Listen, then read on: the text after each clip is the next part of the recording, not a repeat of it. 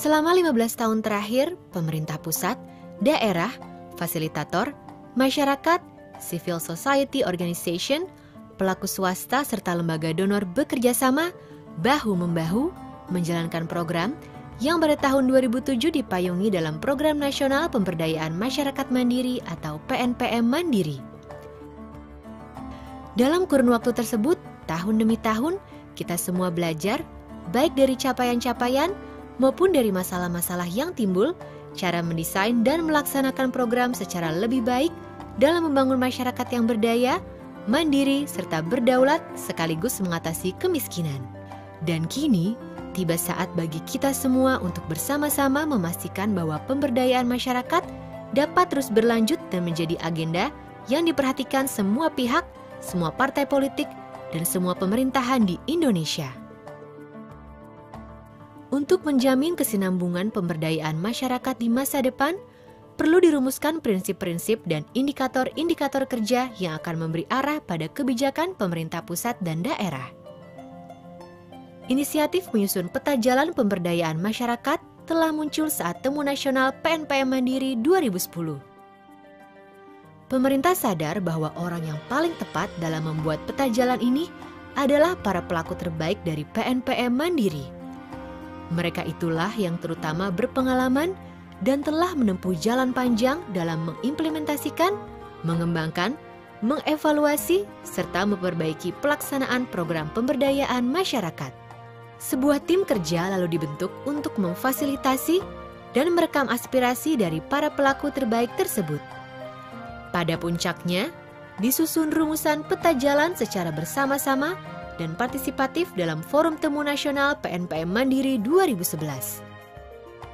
Pada awal tahun 2012, tim kerja menyelesaikan tugasnya.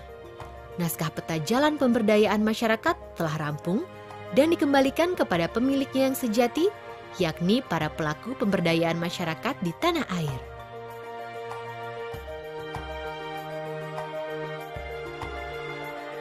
Peta jalan berisi rambu-rambu bagi pemerintah dan seluruh pemangku kepentingan pemberdayaan masyarakat agar jalan menuju terbangunnya komitmen bersama bagi keberlanjutan program pemberdayaan masyarakat dan penanggulangan kemiskinan di Indonesia dapat ditempuh secara efektif. Dalam peta jalan ini, rambu-rambu dimaksud tertuang dalam 5 pilar, dan untuk setiap pilar, pemerintah telah merumuskan rencana aksi, baik berupa sasaran akhir maupun langkah kebijakan yang dinilai paling strategis. Namun begitu, pelaksanaan pilar-pilar ini tentunya hanya akan efektif bila mana para pemangku kepentingan lain ikut berkomitmen dan ikut menyusun rencana aksi yang sesuai dengan peran masing-masing. Forum konsultasi publik naskah peta jalan pemberdayaan masyarakat adalah ruang terbuka dan partisipatif bagi para pelaku untuk merumuskan kontribusi masing-masing serta membangun komitmen bersama yang akan dicanangkan dalam Forum Temu Nasional PNPM Mandiri 2012.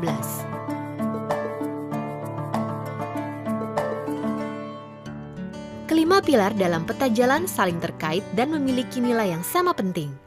Kelima pilar tersebut adalah penguatan kelembagaan masyarakat, peningkatan kapasitas dan keberlanjutan pendampingan pemberdayaan, peningkatan peran pemerintah daerah, integrasi program, serta tata kelola dan anti korupsi. Penguatan kelembagaan masyarakat diperlukan karena kunci keberlanjutan pemberdayaan sesungguhnya berada di tangan masyarakat sendiri. Dalam rangka penguatan ini, paling tidak perlu dilakukan 2 hal, yakni 1. Peningkatan kapasitas dan akuntabilitas unit-unit agar dapat melayani kelompok miskin secara efektif. 2. Penguatan status hukum untuk melindungi aset serta memudahkan kerjasama dengan pihak dan program lain. Pilar peningkatan kapasitas dan keberlanjutan pendampingan pemberdayaan muncul berdasarkan fakta bahwa keberhasilan program sangat ditentukan kehadiran para pendamping yang kompeten, baik itu fasilitator yang disediakan program maupun pendamping lokal yang berasal dari masyarakat. Menyangkut peningkatan kapasitas ini, paling tidak perlu dilakukan 2 hal, yakni 1. Memfasilitasi upaya peningkatan pengetahuan dan kompetensi para pendamping pemberdayaan, antara lain melalui kerjasama dengan universitas dan pelatihan. 2. Mendukung kehadiran lembaga sertifikasi profesi dan standar remunerasi agar pemberdaya masyarakat menjadi profesi yang dipandang penting dan diminati. Mengingat tuntutan pemberdayaan masyarakat terus meningkat dan situasi serta kondisi di setiap daerah bervariasi, sudah saatnya pemerintah daerah mengambil inisiatif dan tanggung jawab yang lebih besar. Untuk itu, paling tidak perlu dilakukan 2 hal, yakni 1. Pemerintah daerah berkomitmen terhadap akuntabilitas serta menjadikan hasil-hasil kerja PNPM sebagai standar kerja dan mekanisme dalam pemberdayaan masyarakat. 2. Pemerintah daerah meningkatkan ikatan kepemilikan terhadap program pemberdayaan melalui komitmen pendanaan serta kebijakan pro-poor budgeting.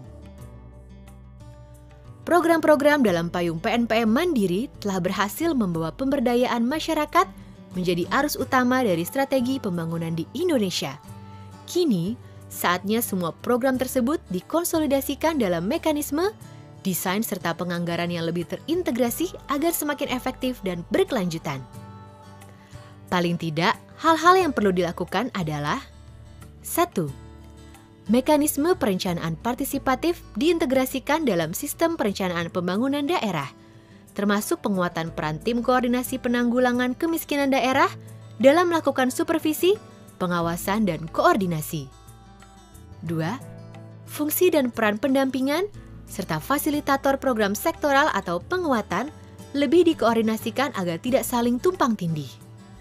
3.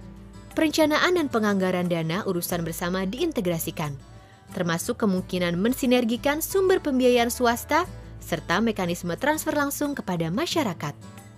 4. Pembangunan data terpadu agar program dapat diawasi secara lebih baik dan tepat sasaran. Sejatinya, pemberdayaan masyarakat dan penanggulangan kemiskinan adalah hak masyarakat yang harus dilindungi oleh pemerintah dan oleh masyarakat itu sendiri. Karenanya, menyangkut tata kelola yang baik dapat dilakukan paling tidak 2 pendekatan, yakni 1. Pemerintah menerjemahkan semangat gotong royong masyarakat menjadi prinsip semua mengawasi semua. 2. Akuntabilitas sosial ditingkatkan dengan cara menegakkan komitmen semua pihak untuk tidak menolerir apapun bentuk praktek korupsi dan penyimpangan. Dalam hal ini juga perlu kebijakan yang melindungi PNPM Mandiri dari penyalahgunaan untuk kepentingan partai politik. Demikian peta jalan pemberdayaan masyarakat yang telah disusun. Kini, giliran kita untuk merumuskan kontribusi masing-masing dalam mendukung kelima pilar serta membangun komitmen bersama bagi keberlanjutan program pemberdayaan masyarakat dan penanggulangan kemiskinan di tanah air tercinta.